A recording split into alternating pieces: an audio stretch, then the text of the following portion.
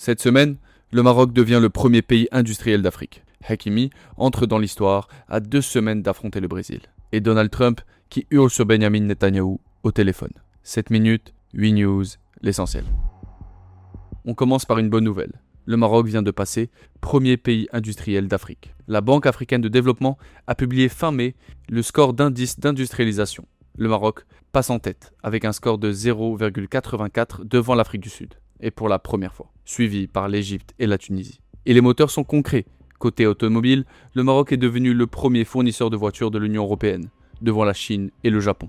Près de 500 000 voitures sorties des usines en 2025, avec Renault à Tanger et Stellantis à Knetra. Côté aéronautique, Safran y monte une usine de moteurs d'avion, à Casablanca.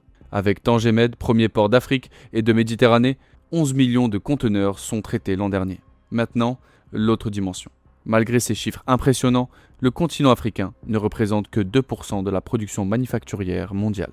Le Maroc se place donc premier d'un continent qui commence tout juste à faire sa place. Côté emploi maintenant, une menace arrive de France. Paris a voté une loi qui interdit le démarchage téléphonique sans accord préalable du client. Elle entre en vigueur le 11 août. Le problème, c'est qu'une grande partie de ce démarchage provient des centres d'appel marocains. Et selon les professionnels, entre 40 et 50 000 emplois sont dans la balance. Les gros opérateurs, diversifiés depuis longtemps, sont peu exposés au risque. Les petites structures de télévente, elles sont en première ligne. Une loi votée à Paris, des emplois en jeu à Casablanca, Rabat et Fès. Toujours dans le volet économie, un chiffre qui change la donne.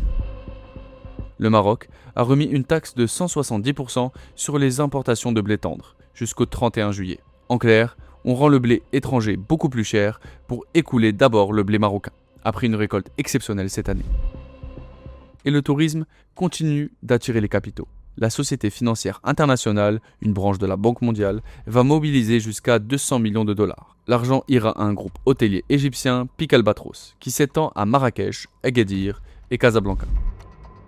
Et puis, la semaine a été brûlante, au sens propre. Une vague de chaleur a traversé le pays, avec jusqu'à 44 degrés dans certaines régions. Un avant-goût de l'été à 2 semaines des grandes chaleurs. Côté football, les Lions de l'Atlas ont déroulé 4-0 face à Madagascar, mardi soir au stade Moulay Abdallah à Rabat. A voir si ça se confirme ce week-end face à la Norvège d'Erling Haaland, dernier test avant le mondial. Et un homme vient d'écrire l'histoire. En soulevant sa 3e Ligue des Champions avec le Paris Saint-Germain, Achraf Hakimi est devenu le joueur africain le plus titré de tous les temps. 19 trophées devant Eto'o et devant Yaya Touré. Mais le plus savoureux arrive le 13 juin. Pour son entrée dans la Coupe du Monde, le Maroc tombe sur le Brésil de Vinicius et de Marquinhos. Marquinhos, c'est le capitaine du Brésil. C'est aussi le coéquipier de Hakimi au PSG. Samedi soir, ils brandissaient la même coupe. Le 13 juin, ils s'affrontent. Au Proche-Orient, la trêve vacille sur 2 fronts. À Gaza d'abord, fin mai, Benjamin Netanyahou a ordonné à son armée de prendre le contrôle de 70% du territoire palestinien, malgré le cessez-le-feu signé en octobre. Un rappel, Netanyahou est lui-même sous le coup d'un mandat d'arrêt de la Cour pénale internationale. Il y est poursuivi pour crimes de guerre et crimes contre l'humanité. Au Liban ensuite, en une seule journée, plus de 120 frappes israéliennes, au moins 31 morts à Nabaté, Tyr et dans le Beka. Et une menace de frapper Beyrouth. C'est là qu'intervient un coup de fil, dont on connaît maintenant le contenu. Le 1er juin, Donald Trump appelle Netanyahou. Et selon des responsables américains cités par le média Axios, le président américain est furieux. Il craint que l'escalade au Liban fasse capoter l'accord de cessez-le-feu qu'il négocie avec l'Iran. Toujours selon ses sources, Trump traite Netanyahou de fou et lui lance en substance qu'il serait en prison sans lui, une allusion à son procès pour corruption en Israël. L'une des sources dit même qu'il l'a écrasé au téléphone, jusqu'à ce que Netanyahou cède. Dans les heures qui suivent, Israël renonce à frapper Beyrouth. Et c'est là la double dimension. Publiquement, Trump parle d'un appel très productif. Le bureau de Netanyahou, lui, minimise. Et le Premier ministre israélien maintient que les opérations au sud du Liban continuent. Un même coup de fil, 2 récits. Et pour finir, une actu plus légère. La course à l'intelligence artificielle s'accélère. D'un côté, ChatGPT, l'IA d'OpenAI, qui revendique 900 millions d'utilisateurs par semaine, se met à la publicité.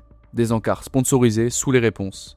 OpenAI en espère jusqu'à 20 milliards de dollars sur 5 ans. De l'autre, Google riposte. Son assistant Gemini devient gratuit par défaut. Et son mode IA dépasse le milliard d'utilisateurs. L'assistant, à qui tu poses tes questions, est devenu un terrain de conquête. Voilà la semaine.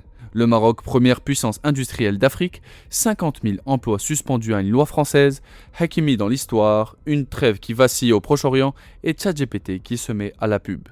À samedi prochain pour la news de la semaine.